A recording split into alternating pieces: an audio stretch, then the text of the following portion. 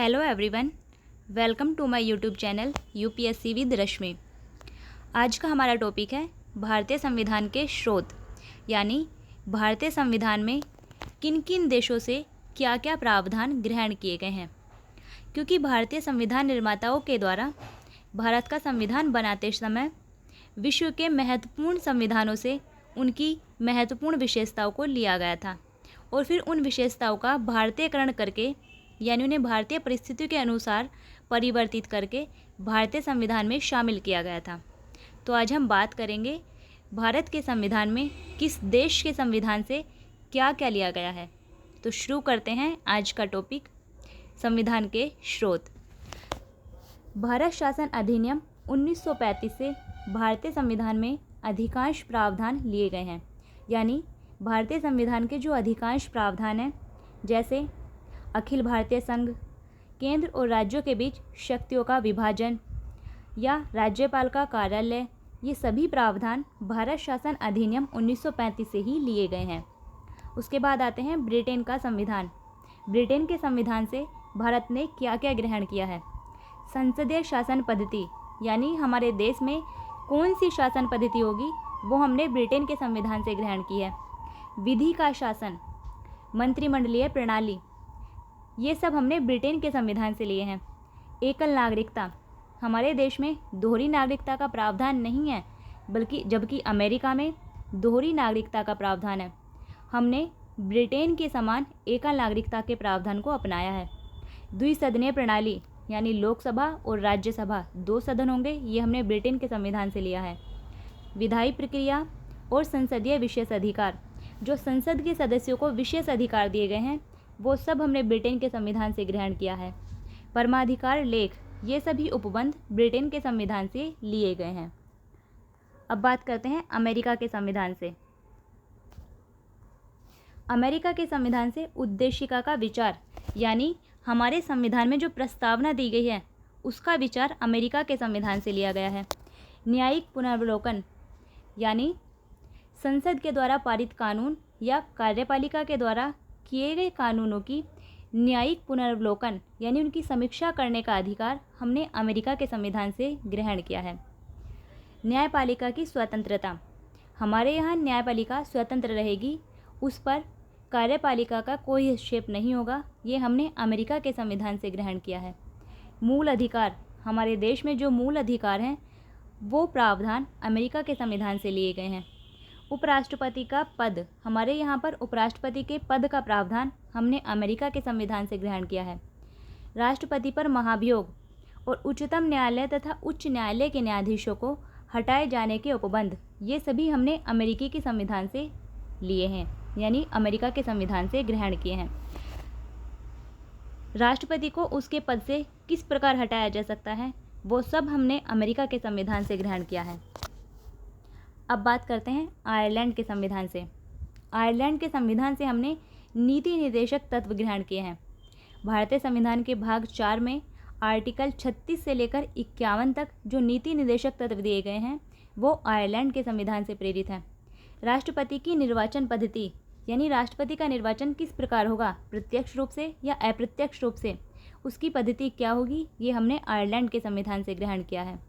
राज्यसभा में कुछ सदस्यों का नामांकन, ये भी हमने आयरलैंड के संविधान से ग्रहण किया है। अब आते हैं कनाडा के संविधान से हमने क्या ग्रहण किया है। सशक्त केंद्र के साथ संघीय व्यवस्था, यानी हमने संघीय व्यवस्था को अपनाया है। संघीय व्यवस्था का मतलब होता है केंद्र और राज्य दोनों बराबरी की भूमिका में होते हैं, लेकिन हमारे यहाँ केंद्र को अधिक शक्ति दी गई है, जबकि राज्यों को केंद्र के अधीन रखा गया है, उन पर केंद्रीय नियंत्रण को रखा गया है। ये प्रावधान हमने कनाडा के संविधान से ग्रहण किया है। केंद्र के द्वारा राज्यपालों की नियुक्ति, ये भी हमने कनाडा के संविधान से लिया है। उच्चतम न्यायालय का परामर्शी न्याय निर्णय, यानी राष्ट्रपति सुप्रीम कोर्ट से जब परामर्श लेता है, वो प्रावधान हमने कनाडा के संविधान से ग्रहण किया है।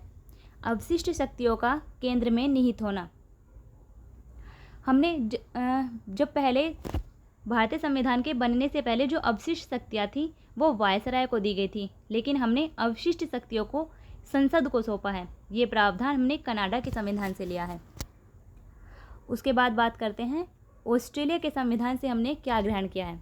ऑस्ट्रेलिया के संविधान से ली है हमने संसद के दोनों सदनों की संयुक्त बैठक। मतलब अगर किसी भी विधेयक पर लोकसभा और राज्यसभा के बीच मतभेद होता है किसी सामान्य विधेयक पर, तो उसके लिए संयुक्त बैठक का प्रावधान किया गया है, जो हमने ऑस्ट्रेलिया के संविधान से ली है। उद्देशिका की भाषा यानी हमारे संविधान में जो प्रस्तावना है उसकी भाषा हमने ऑस्ट्रेलिया के संविधान से ली है। व्यापार, वाणिज्य और समागम की स्वतंत्रता, ये हमने ऑस्ट्रेलिया के संविधान से ली है। समवर्ती सूची, जिस पर केंद्र और राज्य दोनों कानून बना सकते हैं, लेकिन टकराव होने पर, केंद्र और राज्य के कानून के बीच टकराव होने पर केंद्र का कानून मान्य होता है, ये व्यवस्था ऑस्ट्रेलिया के संविधान से हमने ग्रहण की है। अब देखते हैं जापान के संविधान से हमने क्या ग्रहण किया है। जापान के संविधान से विधि द्वारा स्थापित प्रक्रिया, ये हमने जापान के संविधान से ग्रहण की है। मतलब जो आर्टिकल 21 में दिया गया है कि जीवन की समाप्ति विधि द्वारा स्थापित प्रक्रिया से ही की जा सकती है, अन्य किसी भी तरीके से नहीं, वो प्रावधान जापान के संविधान से लिया गया है। अब दक्षिण अफ्रीका के संविधान से क्या क्या ग्रहण किया है। संविधान संशोधन की व्यवस्था, हमारे देश में जो संविधान संशोधन की व्यवस्था संविधान में अपनाई गई है वो दक्षिण अफ्रीका के संविधान से हमने ली है। राज्यसभा के सदस्यों का निर्वाचन, ये हमने दक्षिण अफ्रीका के संविधान से ग्रहण किया है। मूल कर्तव्य और प्रस्तावना में सामाजिक, आर्थिक और राजनीतिक न्याय, इनके आदर्श को हमने सोवियत संघ के संविधान से लिया है। अब बात करते हैं फ्रांस के संविधान से क्या लिया है। फ्रांस के संविधान से प्रस्तावना में स्वतंत्रता, समता और बंधुता के आदर्श, ये हमने फ्रांस के संविधान से ग्रहण किए हैं। स्वतंत्रता, समता और बंधुता, ये फ्रांसीसी क्रांति का एक नारा भी था। गणराज्य की अवधारणा, ये भी हमने फ्रांस के संविधान से ली है, यानी भारत एक गणतंत्र होगा, ये हमने फ्रांस के संविधान से ग्रहण किया है। और जर्मनी के संविधान से हमने क्या लिया है। आपातकालीन शक्तियाँ और आपातकाल के दौरान मूल अधिकारों के निलंबन की व्यवस्था, ये हमने जर्मनी के संविधान से ग्रहण की है। तो ये था हमारा आज का टॉपिक, संविधान के स्रोत। भारत में जो विभिन्न प्रक्रियाएं, विभिन्न प्रावधान अपनाए गए हैं वो किस देश के संविधान से लिए गए हैं, वो हमने आज कंप्लीट कर लिया है। फिर मिलते हैं नेक्स्ट वीडियो में, तब तक के लिए बेस्ट ऑफ लक।